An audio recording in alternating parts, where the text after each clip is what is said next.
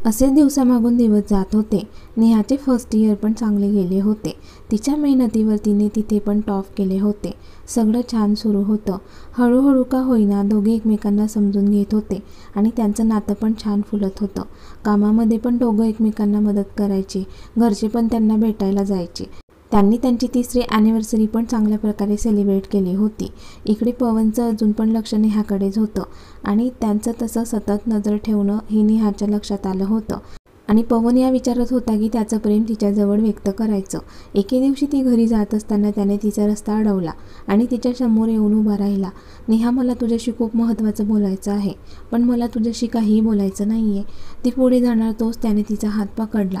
नेहा त्याच्याकडे रागाने पाहत, माझा हात सोड पवन, मी आधी सांगितले तुला, मला तुझ्याशी काहीही बोलायचं नाही आहे.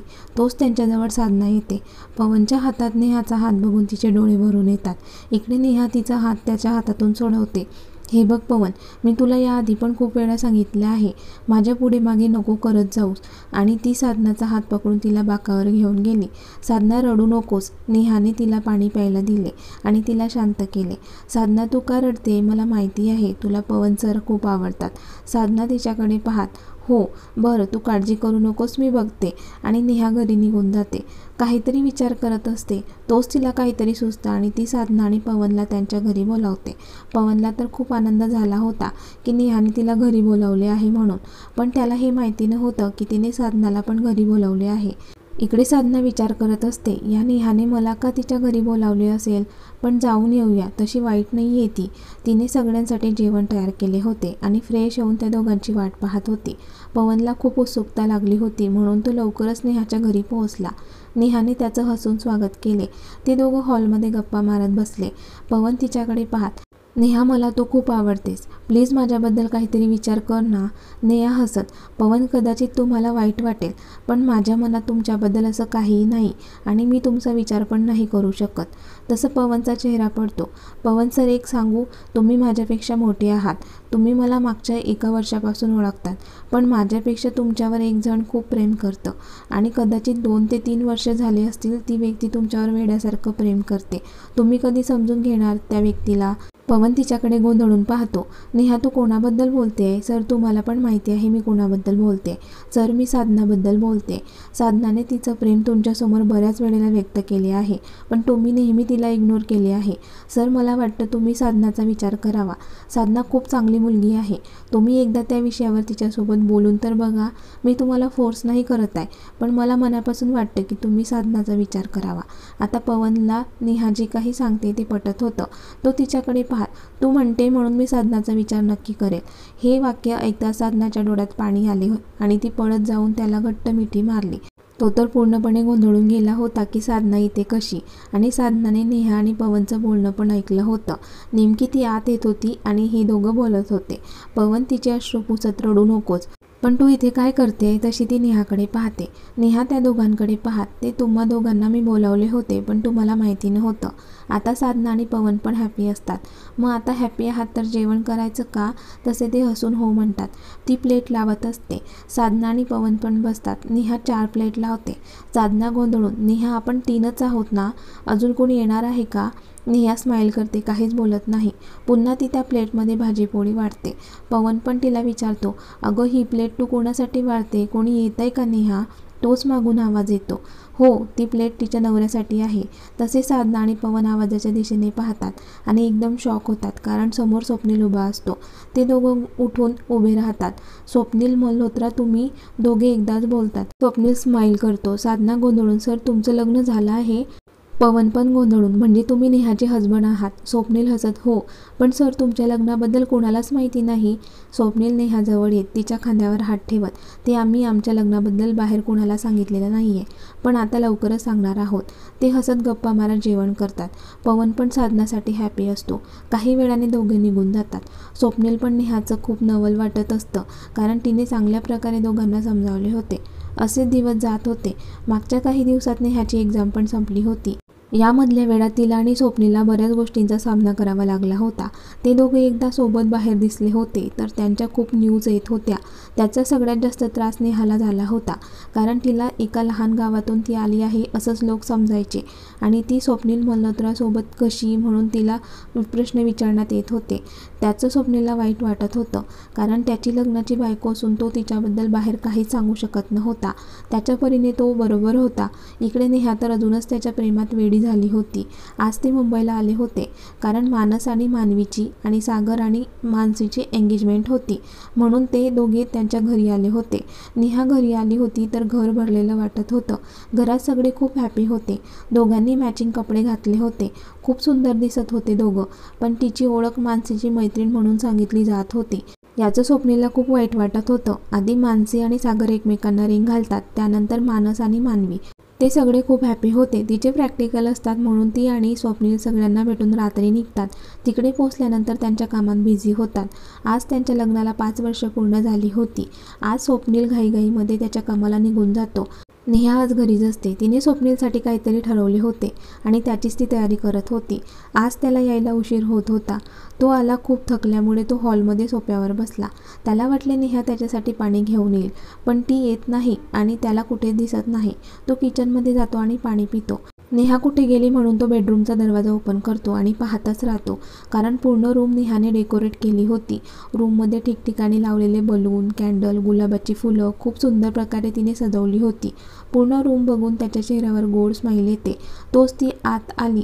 त्याचं लक्ष तिच्याकडे गेलं आणि तो तिच्याकडे भान अर्पून पाहत होता.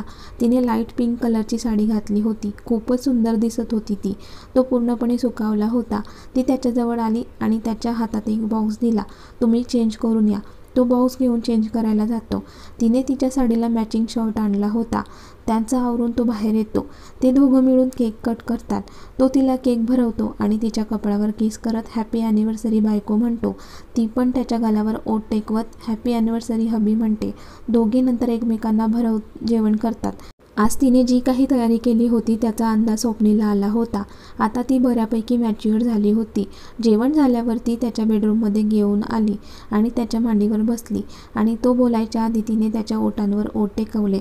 आता ती त्याला पूर्ण मनाने साथ देत होती. त्याचे हात तिच्या पाठीवरून फिरू लागले.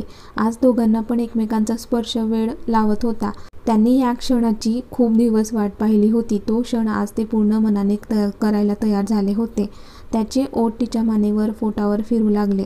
त्याच्या स्पर्शाने ती उत्तेजित होत होती. कपड्यांची अडसर तर कधीचेच दूर झाले होते. आज तिला कमरेच्या खालच्या भागात अजिबात वेदना झाली नाही. आज स्वप्नील त्याच्या प्रेमाचा वर्षाव तिच्यावर करत होता आणि आज ती पूर्ण मनाने त्याला साथ देत होती. आता नेहा पण पूर्ण थकली होती. तसा स्वप्नील बाजूला होतो. तिच्या कपाळावर किस करत, बायको त्रास नाही ना होत आहे? हा, थोडा होतोय पण ठीक आहे बायको, मी आज खूप हॅपी आहे. आज खऱ्या अर्थाने त्यांचं नातं पूर्ण झालं होतं. एकमेकांना मिठी मारून ते झोपून जातात. सकाळी बराच वेळ दोघं एकमेकांच्या मिठीत झोपले होते. नेहाला आधी जाग येते. ती पाहते तर त्याच्या मिठीत ती झोपलेली असते. त्याच्या गालावर किस करते आणि त्याला पुन्हा मिठी मारते आणि त्यांचे रात्रीचे क्षण ती आठवत असते. तो स्वप्नीलला पण जाग येते आणि तो त्याची मिठी अजूनच घट्ट करतो. काय बायको, आज उठायचं नाही का? हो, उठायचं आहे ना. स्वीटी, तुला त्रास नाही ना होत आहे? नाही हो, नाही होत आहे त्रास. बरं, मग आता सोबत उठलो आहे तर सोबतच आंघोळीला जाऊया. ती पण हसून हो म्हणते. तो पूर्ण बेडशीट त्याच्या अंगाभोवती गुंडाळतो आणि तिला उचलून बाथरूममध्ये घेऊन जातो आणि ते दोघं एकमेकांच्या सहवासात अंघोळ करतात. काही वेळाने बाहेर येतात. त्यांना आज नाश्ता बाहेरून ऑर्डर केला होता, कारण त्यांना एका फंक्शनला जायचं होतं. म्हणजे स्वप्नील तिला आज पहिल्यांदा त्याच्यासोबत घेऊन जाणार होता, पण तो आधी आत जाणार होता आणि काही वेळाने नेहा. ते दोघं त्यांची तयारी करतात आणि जायला लागतात. खरं तर आज ती साडीमध्ये खूपच सुंदर दिसत होती. तो मेन चेअरवर जाऊन बसतो आणि ती इतर लोकांसोबत बसते. स्वप्नीलला एक एक करून प्रश्न विचारतात. तो पण शांतपणे उत्तरं देत असतो. तोच एक व्यक्ती उभी राहते आणि त्याला विचारते, स्वप्नील मल्होत्रा, माझा प्रश्न असा आहे की तुम्ही जिथे राहता तिथे तुमच्यासोबत एक मुलगी पण राहते. प्लीज, ज्या कारणासाठी आपण इथे जमलो आहोत त्याच्यावरती प्रश्न विचारा. माझ्या पर्सनल लाईफमध्ये मी काय करतो तो माझा प्रश्न आहे. त्याबद्दल नाही विचारले तर बरं होईल, पण सर मला त्याच्याबद्दलच विचारायचं आहे आणि मला वाटतं तुम्ही सोबत नाही राहत तर मग घाबरता कशाला? उत्तर द्या. आणि आम्हाला असं पण कळलं आहे की तुम्ही ज्या मुलीसोबत राहता ती तुमच्यापेक्षा बऱ्याच वर्षांनी लहान आहेच. हे बरोबर आहे का? आता नेहाला असं वाटत होतं इथून निघून जावं आणि ती उठून जायला लागते. तो स्वप्नील तिला थांबवतो, तशी ती जागच्या जागी थांबते. तो खाली उतरून तिच्याजवळ येतो आणि तिचा हात पकडून स्टेजवर घेऊन जातो आणि सगळ्यांवरून नजर फिरवत, ही माझी बायको नेहा स्वप्नील मल्होत्रा आणि आम्ही देवा ब्राह्मणाच्या साक्षीने लग्न केले आहे. तोच ती व्यक्ती पुन्हा प्रश्न करते, सर तुम्ही म्हणताय तुमचं लग्न झाले, मग तुम्ही एवढ्या दिवस लपवून का ठेवले आणि आम्ही कसा विश्वास ठेवू तुमच्या बोलण्यावर की तुमच्या दोघांचं लग्न झालं आहे म्हणून. तो स्वप्नील प्रोजेक्टरजवळ जातो आणि त्याच्या मोबाईल कनेक्ट करतो आणि त्यांच्या लग्नाचे ॲनिव्हर्सरीचे बरेच फोटो दाखवतो. आता सगळे डोळे मोठे करून पाहत होते, कारण खरंच त्या दोघांचं लग्न झाले आहेत ते सगळे मान्य करतात. आता त्याने त्याचं नातं सगळ्या जगासमोर मान्य केलं होतं, कारण नेहाला होणारा त्रास तो सहन करू शकत नव्हता.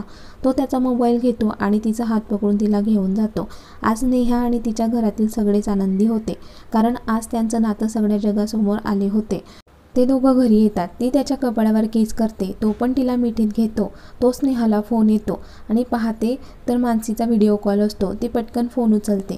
वहिनी, आम्ही सगळे खूप हॅपी आहोत, कारण दादाने सगळ्यांना तुमच्या नात्याबद्दल सांगितले. काही वेळ गप्पा मारून ते फोन ठेवतात. आज संध्याकाळी स्वप्नील तिला हॉटेलला घेऊन जातो. आज तिने पण छान तयारी केली होती. साडी, गळ्यात त्याच्या नावाचं मंगळसूत्र, भांगेत त्याच्या नावाचं सिंदूर, कारण आज पूर्ण हक्काने त्याची बायको म्हणून ती जात होती. मस्त हॉटेलमध्ये डिनर एन्जॉय करतात आणि घरी येतात आणि फ्रेश होऊन एकमेकांच्या मिठीत ते झोपून जातात. बरेच दिवस झाले नेहा आणि स्वप्नीलची भेट झाली नव्हती, म्हणून त्याची फॅमिली त्यांना भेटायला आली होती. सगळे आल्यामुळे नेहा खूप हॅपी होती आणि तिचा फायनल इयरचा निकाल पण लागणार होता. सगळ्यांसोबत वेळ कसा जातो त्यांना कळत नाही. आज नेहाचा निकाल असतो. सगळ्यांना खूप उत्सुकता असते. ती चेक करते. आता पण तिने टॉप केलं होतं. तिच्या मेहनतीचे फळ तिला मिळालं होतं आणि तिचं स्वप्न पूर्ण झालं होतं. आज ती डॉक्टर नेहा स्वप्नील मल्होत्रा झाली होती. घरातील सगळे पण खूप हॅपी होते. फोनवर फोन चालू असतात. दुसऱ्या दिवशी तिच्या कॉलेजमध्ये तिचा सत्कार केला गेला. आज तिला डॉक्टरेटची डिग्री मिळणार होती. जसं तिचं नाव घेतात तशी ती स्वप्नीलचा हात पकडून त्याला सोबत घेऊन जाते आणि ते दोन्ही मिळून डिग्री घेतात. तिने टॉप केल्यामुळे 2 शब्द ती बोलते, आज हे माझं स्वप्न पूर्ण झालं आहे ते फक्त माझ्या नवऱ्या आणि माझ्या फॅमिलीमुळे. त्यांचे आशीर्वाद आणि माझी मेहनत त्याचं फळ मला मिळालं. आणि ती स्वप्नीलकडे पाहत त्याला थँक्यू म्हणते.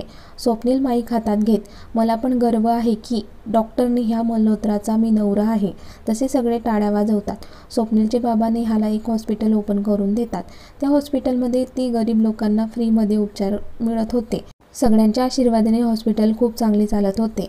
आता घरात दुसऱ्या सूनबाई पण आल्या होत्या आणि मानसीचं लग्न होऊन ती पण सागरसोबत हॅपी होती.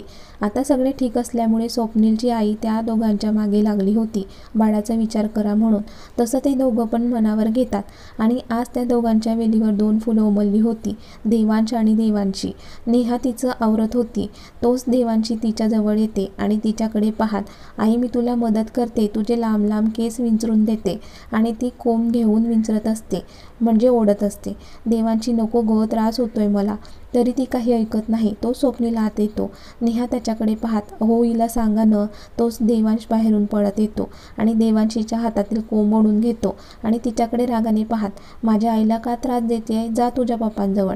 आणि तो नेहाच्या डोक्यावरून प्रेमाने हात फिरवत, इथे दुखतंय का आई?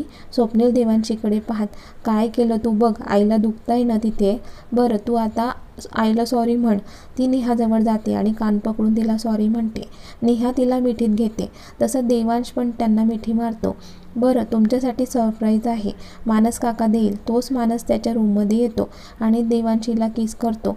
तशी ती त्याच्याकडे रागाने पाहत, हे काय केले काका, मी एवढी छान तयारी केलेली तू खराब केलीस ना. मानस काही न बोलता दोघांना उचलून खाली घेऊन जातो. ते गेल्यावर स्वप्नील त्यांच्या रूमचा दरवाजा बंद करतो. नेहा हसत त्याच्याकडे पाहत काय म्हणून विचारते. तो तिच्याजवळून तिच्या कपाळावर किस करत, बायको आपलं लग्न होऊन 8 वर्ष झालेत आणि 2 मुलं पण झाली आपल्याला, पण तुझं सौंदर्य कमी न होता जास्तच वाढत चाललं आहे. ती काही बोलणार त्याआधी त्याने तिच्या ओठांवर ओठ टेकवले आणि भान हरपून एकमेकांना किस करत होते. नेहाला डिग्री मिळाल्यानंतर ते त्यांच्या घरी म्हणजे मुंबईला आले होते. तिने आधी काही महिने दुसऱ्या हॉस्पिटलला नोकरी केली आणि आज तिच्याजवळ तिच्या हक्काचं हॉस्पिटल होतं. ते घरी आल्यानंतर स्वप्नील आणि नेहाचे लग्न पुन्हा करण्याचं ठरवलं. लग्न छानपणे पार पडलं.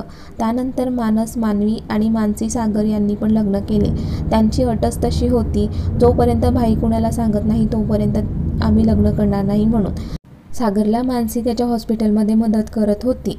मानवी मानसला त्याच्या बिझनेसमध्ये मदत करत होती. स्वप्नील त्याचं काम करायचा आणि नेहा हॉस्पिटलमध्ये बिझी राहायची.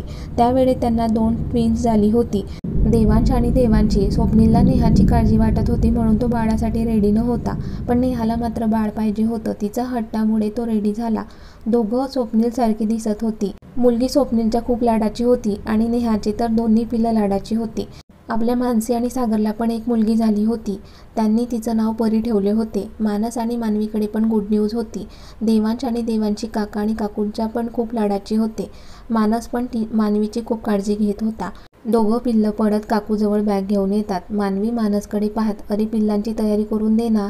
मानस तिच्याकडे पाहत, काय ग तू पूर्ण दिवस या बेडवर बसून ऑर्डर सोडत असतेस, अशीच बसून राहिली तर जाड होशील. तशी मानवी त्याच्याकडे रागाने पाहू लागली. मानसने दोघं पिल्लांची तयारी करून दिली. देवांशी मानवीजवळ येते, काकू ते मला मेकअप आणि लिपस्टिक लावून दे ना.